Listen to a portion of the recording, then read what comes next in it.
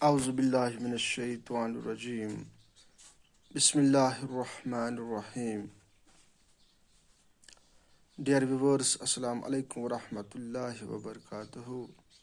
پیارے بچوں، آج ہمیں درختوں کے فائدے کے بارے میں جانکاری حاصل کرنی ہے. اس پر یہ موضوع جو میں نے چن لیا ہے، اس پر امتحان میں ایک پورا مضمون امتحان میں آ سکتا ہے. اس لیے ہم درختوں کے فائدے کے بارے میں جانکاری حاصل کریں گے. درخت اللہ تعالیٰ کی نعمتوں میں سے ایک نعمت ہے جو اس نے انسان کو بخشی ہیں. یہ وہ نعمت ہے جس کی وجہ سے ہماری یہ دنیا آباد اور شاداب ہے. زمین کی سطح پر جگہ جگہ کھڑے رہنے والے ہمارے یہ قدرتی خادم ہمارے لیے اپنے اندر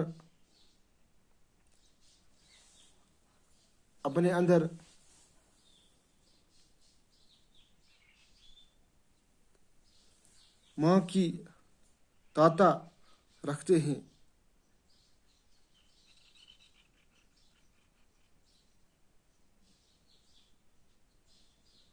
جھک دینے والی دھوپ میں ایک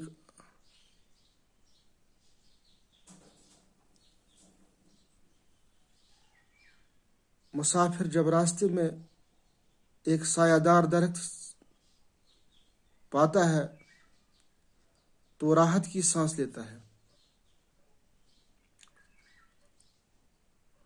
اور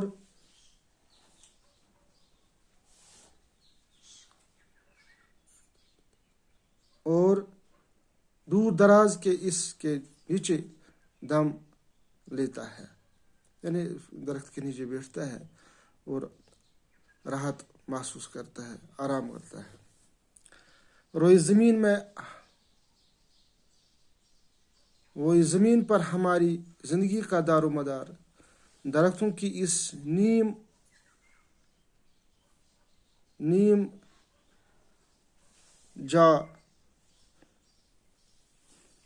جاندار مخلوق پر ہی ہے.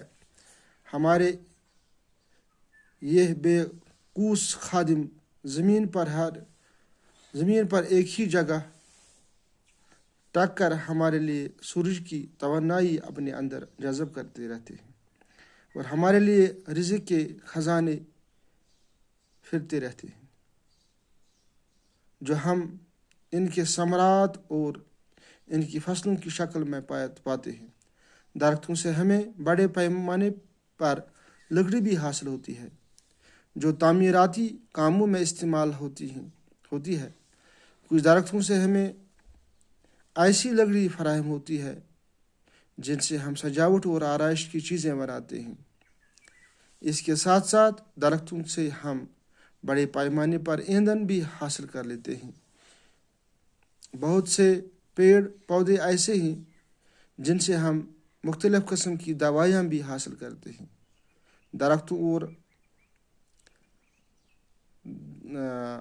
درختوں سے حاصل ہونے والی اشیاء اور ان سے وابستہ دوسرے کاموں میں ہمیں بڑے پیمانے پر تجارتی فائدے بھی ہوتے ہیں. جنگلوں کی زندگی کا راز درختوں کی زندگی میں ہے. درخت نہ ہوں گے تو جنگل بھی نہ ہوں گے. جنگل نہیں ہوں گے تو بارش نہیں ہوگی. بارشیں ناپید ہوگی، یعنی کم ہوگی، تو قحط سالی ہوگی جس کا خمیازہ آخر کار انسان کو ہی بھگتنا ہوگا. تو گویا درختوں کو کاٹ کر دراصل وہ اپنے پیروں پر ہی کلہاڑی مارتا ہے. درختوں کا بے تحاشا کٹاؤ موسمی نظام اور ماحولیاتی توازن میں بگاڑ کا باعث ہوتا ہے۔ زمین کی اوپری تہ ننگی ہو کر زرخیز مٹی بہہ کر دریاؤں کی تہ میں بیٹھتی ہے اور نتیجتاً سیلاب کا باعث ہوتی ہے۔ سیلاب اپنے ساتھ بڑے پیمانے پر انسانی جان و مال کی تباہی لے کر آتے ہیں۔ اس لیے ہمیں چاہیے کہ ہم خدا تعالیٰ کی اس عظیم نعمت کی قدر کریں اور اس کا صحیح استعمال کر کے خدا کے حضور شکر گزار بندے بن جائے۔ پیارے بچوں، یہ ہے ایک مختصر مضمون درس کے فائدے پر، اس لیے آپ اس مضمون کو اپنی کاپی پر لکھ کر یاد کریں، ہو سکتا ہے امتحان میں بھی آ سکتا ہے۔ یہ مجھے امید ہے کہ یہ مضمون آپ کو سمجھ آیا ہوگا۔ اللہ حافظ۔